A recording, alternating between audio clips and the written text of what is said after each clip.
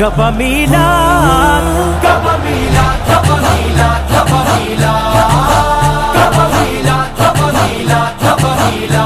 ये तो सॼे मुल्क जियां अॼु सीता रोड में भी जश्न ईद उल मिलादुल नबी मल्हायो पियो वञे 12 रबीउल अव्वल जे हवाले सां, जंहिंजी ज़ेर सदर तला अॼु सैयद नसीर अहमद शाह कई आहे। ऐं हिन जेको आहे रैली जो इख़्तिताम थियो उहो गुलज़ार मदीना खां थियो। उनखे मुख़्तलिफ़ ॻोठनि खां ॿियूं रैलियूं बि घटि अची थियूं आहिनि।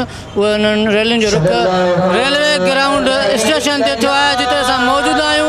नाज़रीन, अवामी न्यूज़ में ख़बरनि जो सिलसिलो जारी है। हिन वक़्तु असीं तव्हांखे सीता रोड में ख़बर ॾींदा हलूं त सीता रोड में 12 रबीउल अव्वल ईद वारे ॾींहुं मदनी वारे साईं जे आमद जी ख़ुशी में मदरसा गुलज़ारी मदीनिया हुसैनिया खां सवें आशिकाने रसूलनि जी रैली कढी वई, जंहिंजी अॻुवाणी श्री नसीर अहमद शाह कई। Sita road national press club खां थींदे शहर मां थींदे रेलवे स्टेशन ग्राउंड ते पहुती, जिते आसपास जे ॻोठनि बि रैलियूं कढी वयूं। जलसो मुनक़द कयो वियो, जंहिंखे केतिरनि ई आलमनि सगोरनि ख़िताब कयो ऐं नात ख़ाननि पिणु नात पढ़ी आशिकाने रसूलनि खे झुमाए छॾियो। आख़िर में पाकिस्तान जी सलामती ऐं ख़ुशहाली लाइ ख़ुसूसी दुआऊं घुरियूं वयूं। मज़ीद खबरों और तफसीलात के लिए विजिट करें हमारी वेबसाइट www.awamiNewsHD.com।